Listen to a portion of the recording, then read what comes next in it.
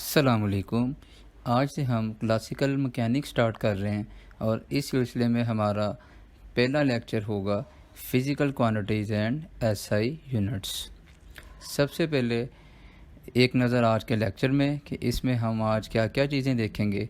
सबसे पहली चीज़ जो हम देखेंगे दैट इज़ फ़िज़िकल क्वांटिटीज़, उसके बाद एब्स्ट्रैक्ट क्वांटिटीज़, फिर base and derived quantities, international system of units, base and derived units, supplementary units. हाँ जी, सबसे पहले फ़िज़िकल क्वांटिटीज़। तो फ़िज़िकल का वर्ड फिज़िक्स से है और इससे हमें बात समझ में आ रही है कि मैटर और एनर्जी इसमें शामिल होंगी, लेकिन इसकी प्रॉपर डेफिनेशन पे हैं तो all measurable quantities are called physical quantities.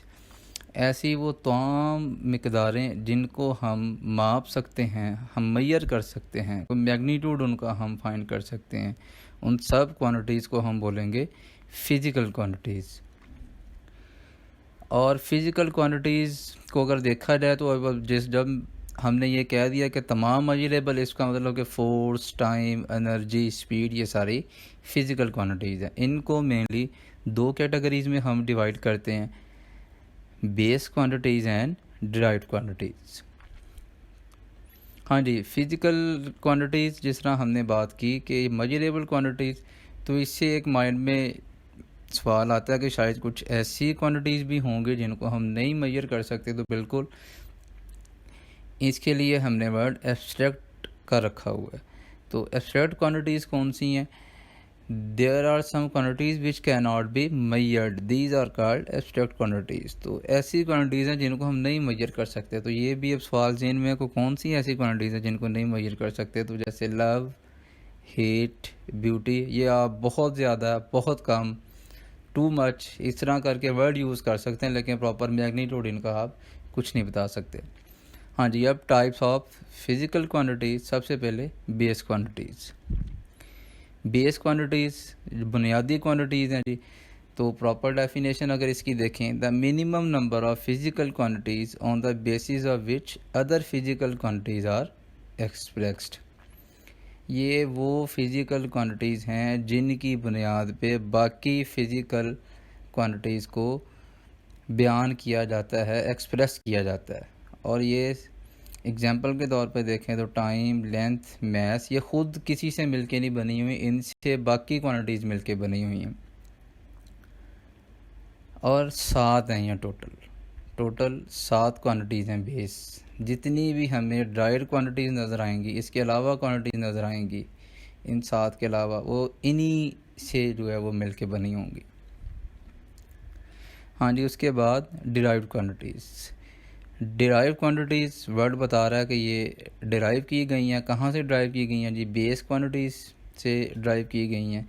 इनकी अगर हम जो है वो डेफिनेशन पे आएँ, the physical quantities which are expressed on the basis of other physical quantities, वो फिज़िकल क्वांटिटीज़ जो दूसरी फ़िज़िकल क्वांटिटीज़ की बुनियाद पे एक्सप्रेस की जाती हैं। और दूसरी फ़िज़िकल क्वांटिटीज़ कौन सी होंगी जिनकी बुनियाद पे ये एक्सप्रेस की जाती हैं? वो हैं बेस क्वांटिटीज़। एग्जाम्पल के तौर पे देखें तो फोर्स, स्पीड, एक्सेलरेशन, ये सारी डिराइव्ड क्वांटिटीज। हाँ जी, उसके बाद इंटरनेशनल सिस्टम ऑफ यूनिट्स। हाँ जी, जैसा कि हम देखते हैं कि हमारे यहाँ चीज़ों को मापने में एक ही क्वांटिटी है, उसको अगर मापना हो या मेजरमेंट हमने उसकी देखनी हो तो उसके एक से ज़्यादा स्टैंडर्ड हमें वो मिलते हैं। अगर हम सिर्फ एग्जांपल के तौर पे अगर लेंथ को ही देख लें तो कहीं पे अगर हमने कपड़ा लेने जाना है, कहीं पे हमें लेंथ का यूनिट मीटर नज़र आएगा, कहीं पे लेंथ का यूनिट यार्ड नज़र आएगा जिसे हम गज़ बोलते हैं, कहीं पे हमें इंचज़ में वो लेंथ नज़र आएगी।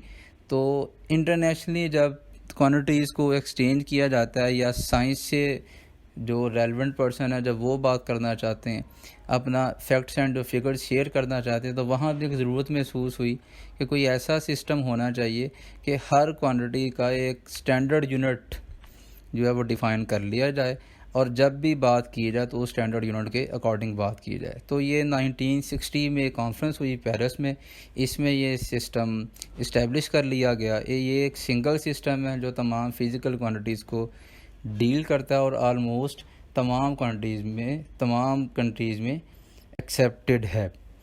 इसमें 7 बेस यूनिट्स हैं और 22 ड्राइव्ड यूनिट्स हैं जिनकी ऑफिशियल डेफिनेशन और प्रॉपर उनका जो पैरामीटर्स हैं वो मौजूद हैं। हाँ जी, बेस यूनिट्स और जो है डिराइव्ड यूनिट्स।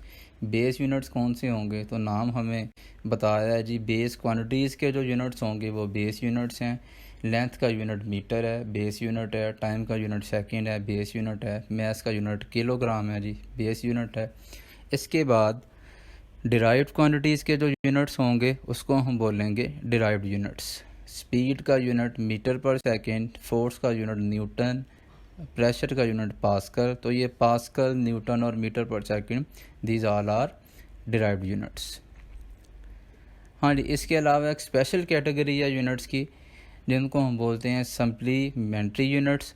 ये स्पेशल कैटेगरी कुछ अरसे तक रही है।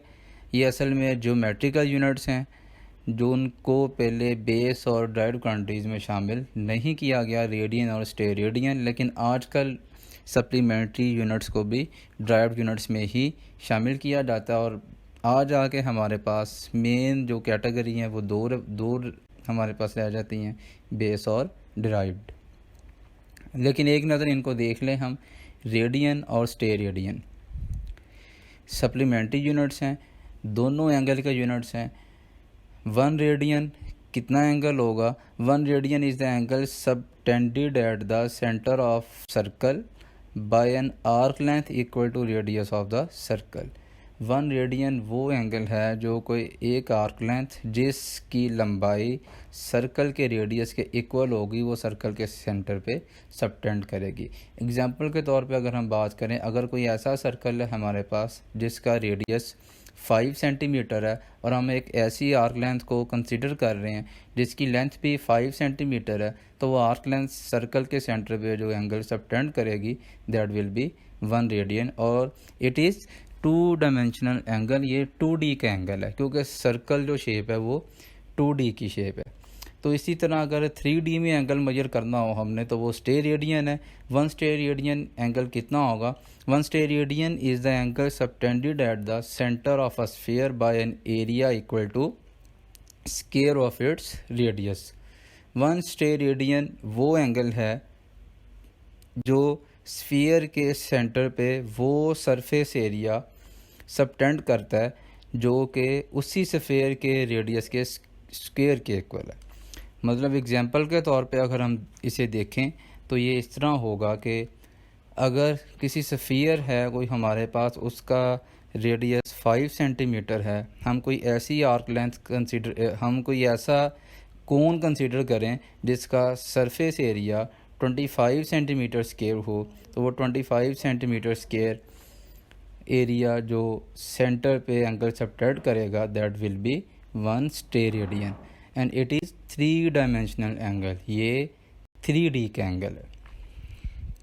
हाँ जी, उम्मीद है कि आपको ये वीडियो इंफॉर्मेटिव लगी होगी और आपने इसमें बताई जाने वाली चीज़ों को अंडरस्टैंड भी किया होगा।